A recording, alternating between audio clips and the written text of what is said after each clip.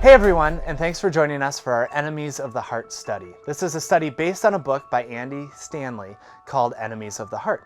And in this series, we're talking about our hearts, not the muscle that pumps blood through our body, but the emotional place where we love and lust and long and learn. Now, the reason we're talking about our heart is because Jesus says that everything we do comes from our hearts. Specifically, we're talking about some enemies of the heart, which are emotions that we all experience, but when they are not dealt with, they rear their head at those we love and end up wreaking havoc on our relationships. Today, the enemy of the heart that we are talking about is jealousy. Like Pastor Mike said in his sermon, jealousy is not something many people admit to. If you went out and took a survey of a crowd of people, you would probably get some people who admit that they struggle with anger, or some who admit that they struggle with lust, or maybe even some who admit that they struggle with guilt. But most people aren't going to think or admit that they struggle with jealousy. Why is that? I think it's because we often think of jealousy as something trivial, something sophomoric, something for teenage lovers and soap operas.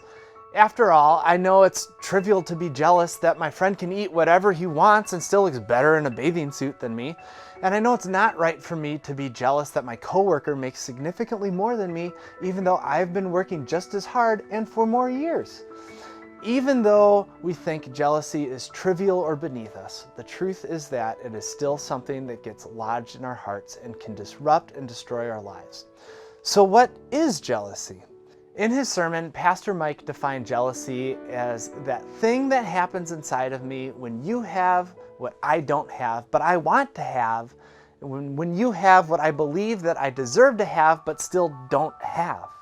I've worked harder, I've done more, I've put in more effort, yet I still have a mediocre job while Joe has a great job. I'm still 50 pounds overweight while Susie looks like a model. I'm being struck down in the prime of my life by gray hair while Pastor James has a mane that would make even hockey players with the best flow jealous. Why do they get all this stuff while I only get this? That's jealousy. What's the problem with jealousy? Why is it bad to look at the success that Richard has and be upset because he has a mansion, a boat, a great job, a supermodel wife, while all that I have is a wife, 2 kids, a stable job, and a house in a nice community? Well, part of the problem with jealousy is that when we think about it, jealousy is ultimately pointed at God. Jealousy is telling God that he hasn't done a good or fair enough job taking care of us. Jealousy is the idea that God owes me. God, you owe me better. This isn't fair. Why didn't you make me smarter, more confident, prettier, stronger, more witty, better at public speaking, more organized? God, if you had taken care of me as well as you have taken care of so-and-so, my life would be so much better than it is. You owe me. That's jealousy. Just like the other enemies of the heart, jealousy is extremely destructive. There are typically 2 solutions we pursue to satisfy our jealousy, and both are destructive. The first solution is to try and get what you don't have.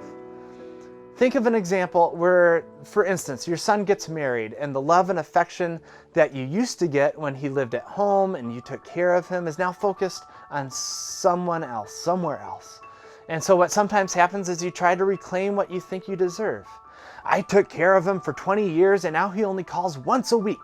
And it's because that new wife of his keeps him from us. So you do everything you can to reclaim the attention. You start showing up unexpectedly and then become visibly sad or irritated when he's not able to spend time with you.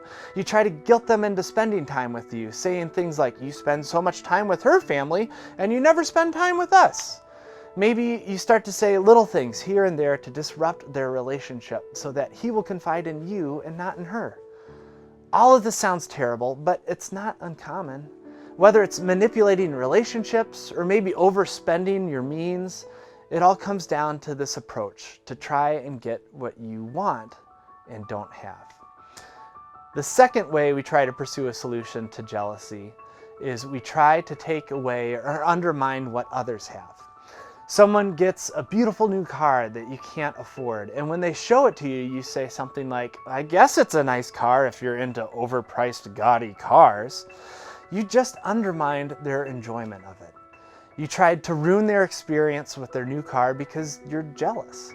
And both of these pursuits are disastrous on relationships, because if your method is to try and take what you want, you end up destroying every relationship you have. Think of the friendships at work that have been ruined when you're jealous of someone else's job and you decide that you're going to try and take it from them. Or the marriages that have been ruined when someone is jealous of how great your wife or husband is, so they set out to take what they want. But even more common, the person who tries to ruin your experience of something to solve their jealousy ends up souring and turning away every relationship they have. When something good happens to their spouse, they rain on the parade. When something happens for their neighbor, they ruin the experience. And before you know it, no one wants to be around you anymore because you are constantly ruining everything. Jealousy ruins everything.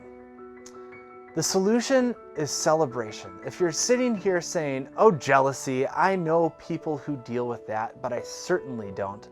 Yes, you do. Jealousy is a common experience for all humans. So the question we need to ask is, what are some good habits that I can practice that help me fight this enemy of the heart?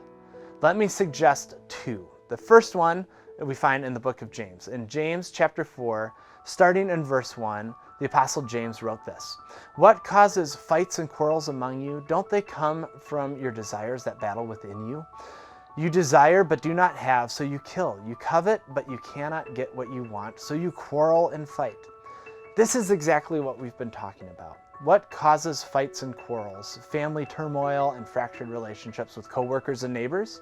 James says it's simple. You have desires that battle within yourself. You desire but do not have, so you kill. You covet but you cannot get what you want, so you quarrel and fight. But then he says this, and this is the key to this habit. James writes, "You do not have because you do not ask God." But before you say, "I tried that and God doesn't deliver," we need to read the next sentence from James.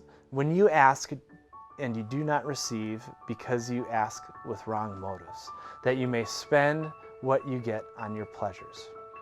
One of the best things we can do to help us fight jealousy is to talk to God about what we want. Struggling with the fact that you wanted a promotion, but Gina got it? Tell God.